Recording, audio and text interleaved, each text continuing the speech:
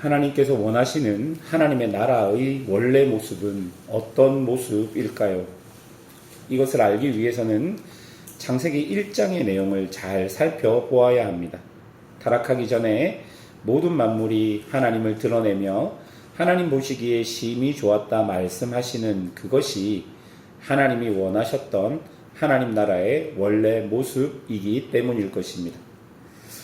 거기의 면면을 보면 먼저 하나님의 형상으로 지음받은 하나님께 권한을 위임받은 아담이 있고, 이 아담이 하나님의 권위 아래 자리를 잡고 자신의 권한을 사용하여 각 만물들을 다스리고 있는 것이죠.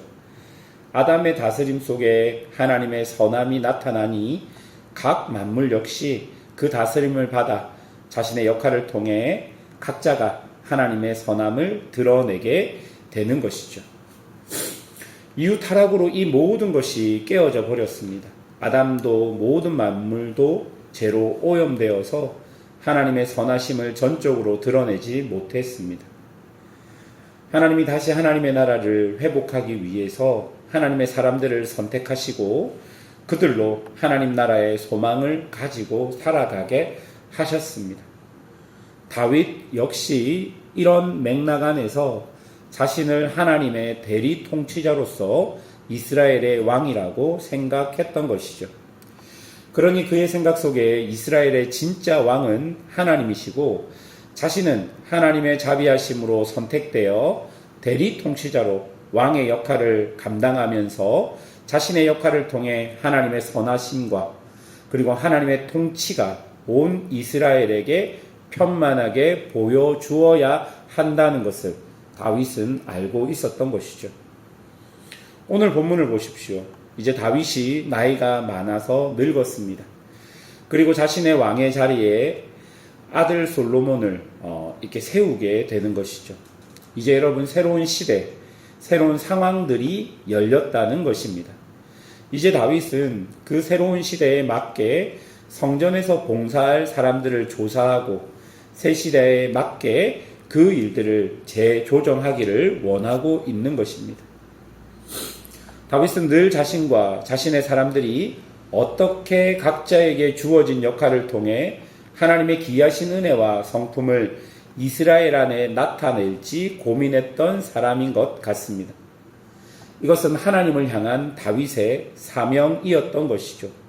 늘 조직과 체계를 고민하면서 자신이 원하는 것보다 자신의 통치를 통해 어떻게 하나님을 더 잘 드러낼 것인지, 그것이 다윗에게는 가장 중요했던 것이죠.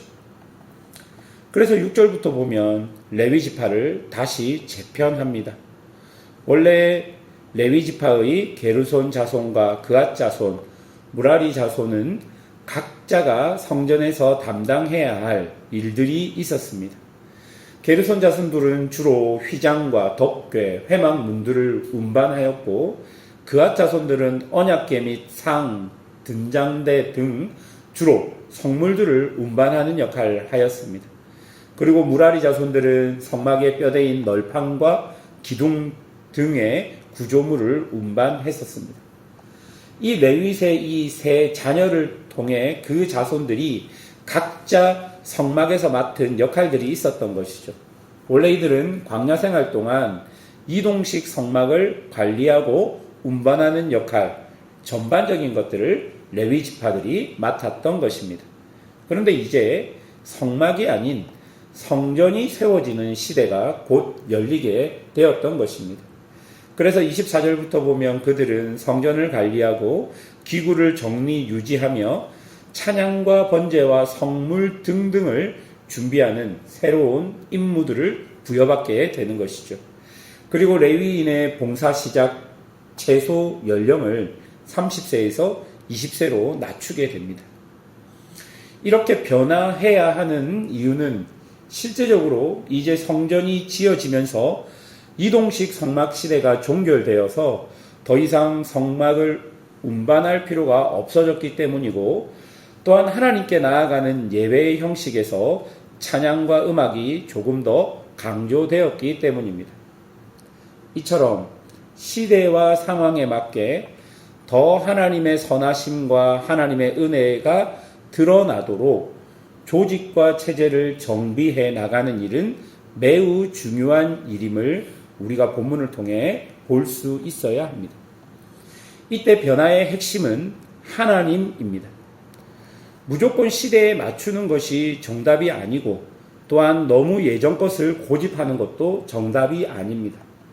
지금 우리에게 주어진 상황과 현장 속에서 진정한 우리의 왕이신 하나님과 그 하나님의 다스림과 그 하나님의 선하신 성품이 더 잘 드러나기 위해서 변화를 시도해야 한다는 것. 그것이 변화의 핵심입니다. 그것을 기준으로 삼고 꼭 변해야 하는 것과 오히려 지켜야 하는 것을 분별해서 변화해야 되는 것이죠. 오늘 본문을 보면 그렇게 하나님이 기준이 된 다윗은 변화를 선택했습니다. 그리고 그 변화를 통해 이제 온 백성들은 성전을 통해 하나님의 다스림과 통치와 은혜들을 경험하게 될 것입니다. 사랑하는 여러분, 우리는 무엇을 지키고 무엇을 변화시켜야 할까요? 지키고 변화시키는 데의 중심과 핵심은 내 자신이 아닌 하나님인 것을 꼭 기억해야 할 것입니다. 혹시 변화의 중심이 만약 나거나 사람이거나 상황이라면 그 모든 것들은 흔들릴 수밖에 없을 것입니다. 많은 사람들이 교회 안에서 더 이상 피곤하고 귀찮은 일들을 하지 않으려고 합니다. 교사와 식당, 차량 봉사 등등 소위 말해서 교회 안에서의 어려운 봉사들은 다들 하지 않으려고 하는 것이죠. 언제부터인지 교회 안에 성도들은 교회에서 봉사하기보다는 종교적 서비스를 받으려고 하는 모습들이 많이 생깁니다. 그리고 교회는 거기에 발맞추어 성도들이 불편하지 않게 해주려고 여러 부분에서 외주 업체들을 고용하기도 하고 꼭 필요한 봉사의 일들을 없애버리기도 합니다.